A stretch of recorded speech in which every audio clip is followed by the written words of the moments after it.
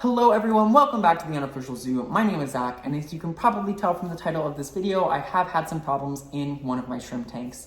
Now, if you didn't see my last video, I was gone from my shrimp room for a couple months. I had a big back surgery, and the recovery made me physically incapable of doing most of my regular maintenance on my shrimp tanks. But in the last week or so, I've been back and I've been trying to get everything back into tip-top shape, do some rehabilitation of the aquariums and whatnot. My absence really didn't cause any noticeable, significant, or major problems in any of my aquariums, but every day for the last week that I have been back, I've noticed between 1 and 5 dead adult shrimp in my 20-gallon pure red line mid to low grade crystal red shrimp tank. Wow, that is a mouthful. But 1 to 5 shrimp isn't that many considering this is a tank with over 300 shrimp. But for it to be happening every day and for the shrimp to just, like dead shrimp just to be sitting there, it is a little bit unsettling, and it is enough for me to say, like what's going on in this tank, and to try to do some adjustment to see if I can't stop these deaths from happening in the first place. Now, every time I see a dead shrimp, I do a physical inspection, not only of the shrimp that died, but also of the other living shrimp in the aquarium. When looking at a dead shrimp, some of the things I look for are like clear signs of bacterial or fungal growth or infection, any sort of physical deformity of the shrimp itself, any sort of sign of molting issue, like it was a failed molt.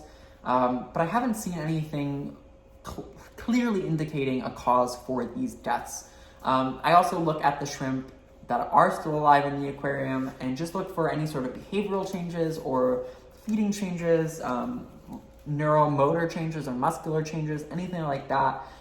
Just because some things like muscle necrosis can be hard to spot in tanks with shrimp that are more brightly and densely colored. Like when you have a pure red line crystal red shrimp tank, often you can't see through the body. The hallmark symptom of muscle necrosis is that the clear flesh on the inside of the shrimp becomes cloudy as the muscle necrosis develops.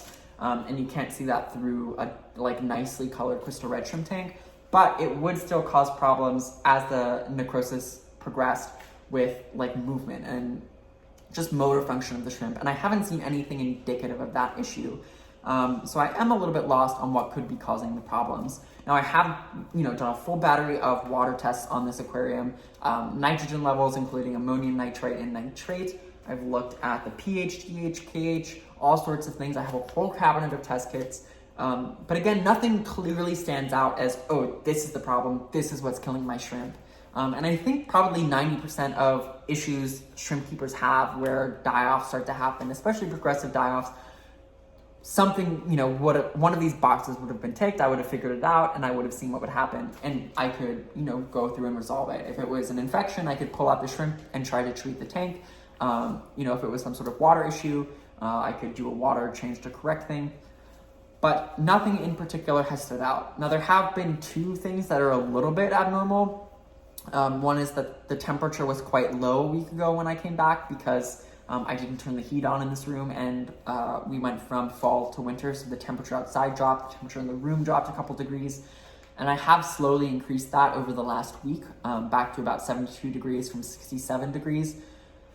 I don't think that's what's happening, like what's causing the deaths in this tank, purely because I have several other shrimp tanks with what I would consider to be more delicate shrimp, and I haven't seen any deaths in any of the other aquariums. So I don't think the temperature is the issue. Something that I think could be an indicator of what's going on is the TDS. So I normally keep my Caridina tanks at a TDS of between 150 and 200. This particular 20-gallon long is sitting at about 275, which makes sense given my absence. When you have a highly stocked aquarium, you need to do more regular water changes, or minerals and waste byproducts kind of build up in the aquarium, which is, I think, what could have happened, and would raise the TDS. But again, none of my test kits showed anything particularly wrong.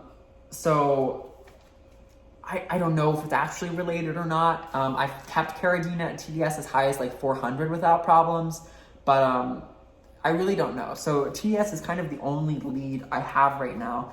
Something else I think that could be going on is that, the tank might just be overstocked. I haven't added any shrimp to that aquarium. I only ever added like 30 shrimp to that aquarium a year ago, and they've all bred out. So it's not like I purposely overstocked the tank. It's just, the colonies exploded in size, which is awesome. But once you hit a certain capacity, there's just not enough space in the aquarium for all of the shrimp to exist. There's not enough food availability. So just kind of the natural circle of life, you hit some sort of colony equilibrium point where the population just doesn't increase anymore. So thinking that maybe that had something to do with it, I actually split the colony apart. I pulled maybe 70 shrimp and put them in this 40-gallon breeder, which I had cycled and ready to go. I was actually going to use it for a different type of shrimp, for my red fancy tigers, but I didn't think they would be ready to move tanks for a couple months anyway. So I figured, screw it, we'll move, we'll split the mid-grade crystal red shrimp into a new tank. So that's what I did, and since I moved them, that was maybe 3 or 4 days ago, there have been no deaths in this tank, but there have continued to be daily deaths in my 20-gallon long tank. So that leads me to believe, again, that it is something to do with this higher TDS, that there's something that isn't super clear and isn't showing up on my tests that I normally run, but that is just increasing the stress of that shrimp tank for some reason. The other thing that could be going on, again, is just overstocking and lack of food availability. I am really, really happy that this tank is doing well and that I separated the shrimp out into 2 aquariums, largely because, I always wanted to have a high grade, a mid grade, and a low grade pure red line tank, just for culling purposes and because I want to breed out different lines and different patterns, different colors, but also because it gives me redundancy in my shrimp room. If one of my mid to low grade tanks were to crash, I wouldn't lose all of my shrimp of that grade. I wouldn't be left with just the high grade shrimp. I would still have, one of my mid to low grade tanks running. So I think redundancy is good. And I'm really glad that that tank's doing well. But again, I want to figure out what's going on in the 20-gallon and try to correct that. So given that my only leads right now are TDS, and the fact that I moved shrimp into a new tank and nothing went wrong, I think my next course of action is going to be doing water changes. Now, to bring down my TDS from 275 to 150 would require almost a 50% water change, and I don't think that that is the best idea right now.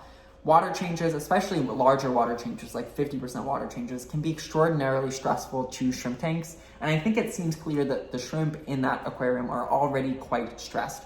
So I don't want to do anything that's going to shock them too much, because if I were to suddenly increase the stress level of these shrimp, it could cause a die-off, and the die-off could kill even more shrimp, and suddenly I have a full tank of dead shrimp. So I don't want to do anything too stressful, but I think what I'm going to do is 20% water changes every other day, maybe for 2 or 3 water changes until I can really get that TDS down and stable. Something else I'm going to do is I'm going to continue trying to move some of those shrimp out of that aquarium, continue to try to reduce the bioload of that aquarium, the stock of that aquarium. So hopefully, if it is stress from there being too many shrimp or from lack of food availability, hopefully that issue will be resolved. And again, to combat the food availability issue, I'm going to start feeding the tank more. Now, normally, if you have stressed out shrimp or shrimp that are dying in an aquarium, I would recommend you actually feed less, just because feeding more can be more stressful, it can add more pollutants to the water. It honestly tends to make things worse, not better. But given the circumstance that I haven't seen any physical problems, I haven't seen signs of infection, I haven't had, a nitrogen spike of any sort in the tank, I think that feeding a bit more to this tank could be a solution to stop these shrimp from dying. Because I think at this point it's totally feasible that these shrimp are dying from starvation just because of how many shrimp are in the tank.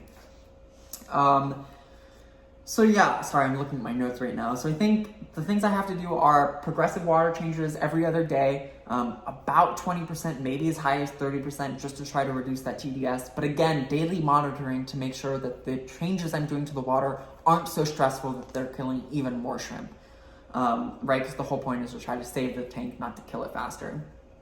I think something else I'm going to try, again, is to increase feeding. I also have this product called beta-glucan. I don't have it next to me right now, but it's a glass garden product, kind of like Bacter AE. It's supposed to help with boosting the immune system. Honestly, I haven't read enough into the science of beta-glucan, but I think it is something worth trying, and I have seen people have success with it in their shrimp tank, just to kind of help bolster the immune system and reduce stress or reduce the impact of stress on shrimp.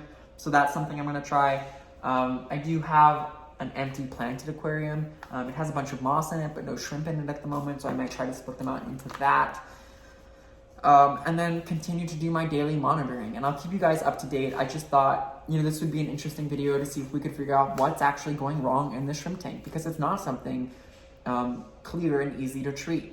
I think probably 90% of the time, the culprit here that's killing shrimp on a daily basis would be some sort of infection or muscle necrosis or a nitrogen problem or a pH swing or something like that. But as far as I can tell, none of that is happening. So I keep you guys up to date with how the shrimp do, how the tank does, the water changes, all of that, and hopefully we can figure out what's going on. I think shrimp are really cool because, well, there's just so much we don't know about shrimp at this point. This hobby has progressed so much in the last 10 years, 20 years. I think I started keeping shrimp almost 10 years ago, which is quite a while. And there is so much knowledge that's developed and so many new treatments and products for shrimp to increase our survival rate. That said, there is just so much that we don't know and so much science that's still being developed. And I think that's a really interesting aspect of shrimp tanks and honestly just aquariums in general. It's a really cool application of citizen science. So, I'll bring you guys along for the journey and hopefully we can figure out what's going on in this tank and how to stabilize them and save these shrimp. So thank you guys so much for watching. I'll keep you guys up to date and I'll see you later. Bye everyone.